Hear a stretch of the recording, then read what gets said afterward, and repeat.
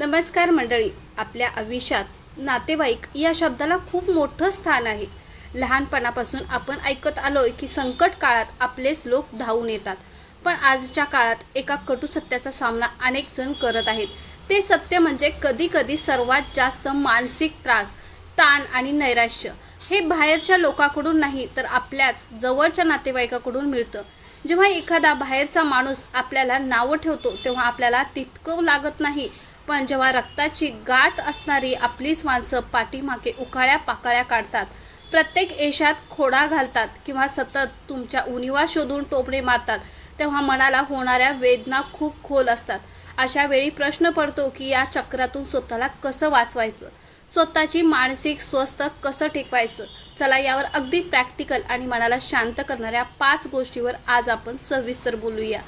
पहिली गोष्ट, मानसिक भिंत उभी करा. आपण आपल्या घराला दार लावतो जेणेकरून कोणीही अनोळखी माणूस आत येऊ नये. मग आपल्या मनात कोणालाही येऊन कचरा टाकण्याची परवानगी आपण का देतो? काही नातेवाईकांचा स्वभावच जजमेंटल असतो.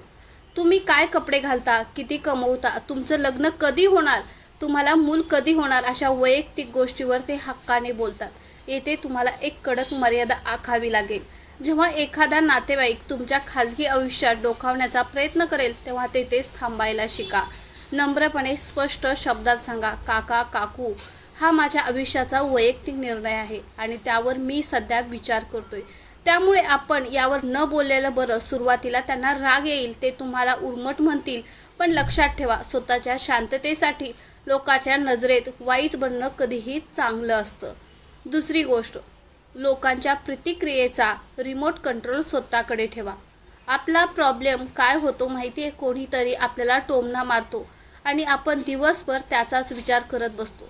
ते मला असे कसे बोलू शकतात, मी त्यांच्यासाठी इतकं केलं तरी त्यांनी माझ्यावर हा आरोप केला, या विचारांनी आपण स्वतःच रक्त आटवतो. इथे एक गोष्ट समजून घ्या, समोरच्या व्यक्तीचं बोलणं हे त्यांच्या मानसिकतेचा आरसा आहे, तुमचा नाही. जर एखादी व्यक्ती नकारात्मक आहे तर ती विषच ओकणार. तुम्ही विष प्यायचं की नाही हा निर्णय तुमचा आहे. त्यांचा रिमोट कंट्रोल तुमच्या हातात असू द्या. त्यांनी बटन दाबलं की तुम्ही चिडायचं हे आता बंद करा. ते बोलले, ऐकून घ्या, मनातल्या मनात म्हणा, हा त्यांचा प्रश्न आहे आणि सोडून द्या. तिसरी गोष्ट, डिटॅचमेंट आत्मसात करा. गीतेमध्ये एक सुंदर विचार मांडला आहे, अनासक्ती. याचा अर्थ असा नाही की तुम्ही घरदार सोडून हिमालयात निघून जावं. कौटुंबिक जीवनात राहून अलिप्त कसं व्हायचं, तर त्या नातेवाईकाकडून असणाऱ्या अपेक्षाचा त्याग करा. आपल्याला दुःख या गोष्टीचं होतं की माझे काका किंवा माझी मावशी माझ्याशी अशी का वागते. आपण त्यांच्याकडून प्रेमाची अपेक्षा करतो. ज्या दिवशी तुम्ही ही अपेक्षा सोडून द्याल की ते माझ्याशी चांगलेच वागले पाहिजे, त्या दिवशी त्याचा त्रास तुम्हाला होणे बंद होईल. त्यांच्याकडे फक्त एक व्यक्ती म्हणून पहा, माझा जवळचा नातेवाईक म्हणून पाहणं कमी करा. चौथी गोष्ट, मौन आणि मर्यादित संवाद. काही नातेवाईकांशी आपण नाते तोडू शकत नाही कारण ते कुटुंबाचेच मुख्य भाग असतात. अशा वेळी लॉ कॉन्ट्रॅक्ट हा सुवर्ण मध्य आहे. सणासंभारंभाला जा, पण तेथे गेल्यानंतर फक्त नमस्कार, कसे आहात एवढ्यापुरतंच बोला. त्यांच्याशी कुठलीही सुखदुःखाची चर्चा करू नका.